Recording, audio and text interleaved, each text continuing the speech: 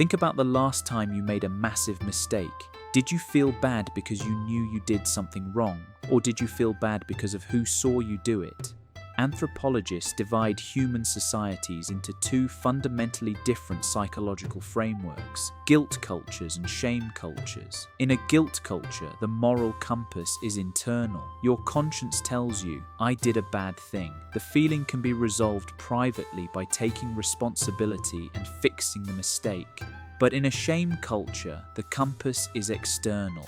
The collective judgment tells you, I am a bad person because society saw me fail. There is no private resolution, only public condemnation. To see the absolute extreme of this psychological conditioning, we have to look at a traditional Japanese concept known as Seken. Seken translates loosely to the eyes of society. It is an invisible, omnipresent jury made up of your neighbors, your colleagues, your family, and even complete strangers, constantly judging your appearance, your choices, and your social status. When your entire psychology is governed by Seken, you lose your autonomy. Failure stops being a tool for learning and becomes an existential death sentence. Today we're breaking down the dark psychology of weaponized shame and how to free your mind from the invisible prison of external judgment. Seken isn't a written law, and it isn't dictated by religion. It is an unspoken social contract enforced by everyone around you. In a tightly connected society, your individual choices don't just represent you. They reflect on your family, your school, your company, and your community. If you choose an unconventional career, dress differently, or openly disagree with the group, you don't simply make a social mistake, you bring shame upon everyone associated with you. This creates a state of permanent psychological hyper-vigilance. You can never truly relax because you're always performing for an invisible audience. When you outsource your morality and self-worth to the crowd, your motivation changes. Instead of striving for excellence, you become obsessed with avoiding attention.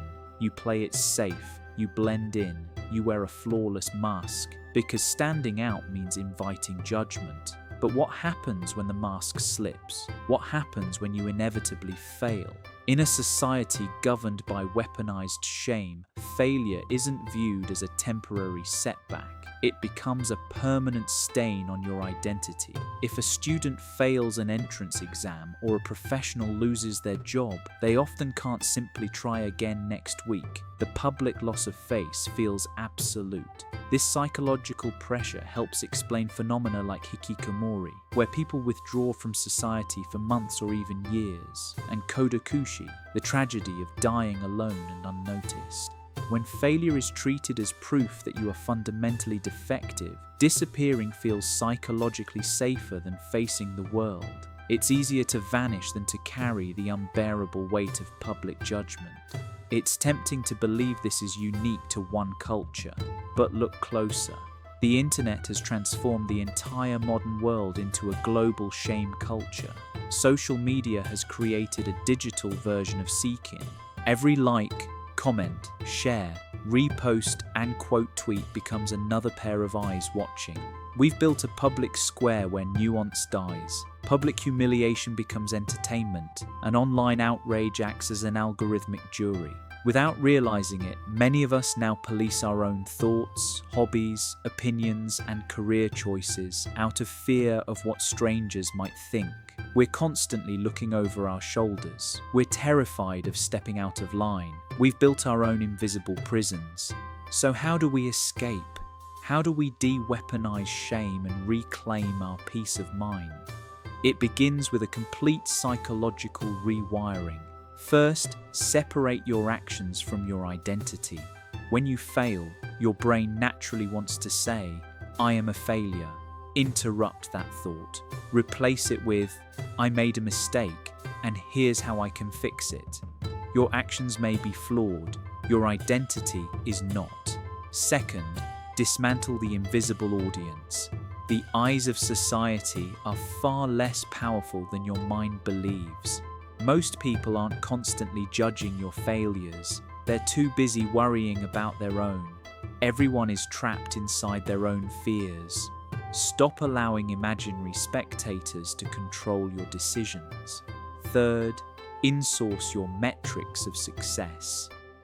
If your self-worth depends entirely on public approval, then your happiness belongs to whoever happens to be watching. Instead, build an internal standard based on integrity, effort, growth, and alignment with your own values.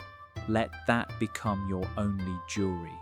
You cannot build a meaningful and authentic life while constantly looking over your shoulder to see whether the crowd approves of your footsteps. Walk out of the invisible prison. If you've ever allowed the fear of other people's opinions to stop you from taking a risk, leave a comment below and let's break down how to overcome it together. Stay sharp, protect your mind, and I'll see you in the next breakdown.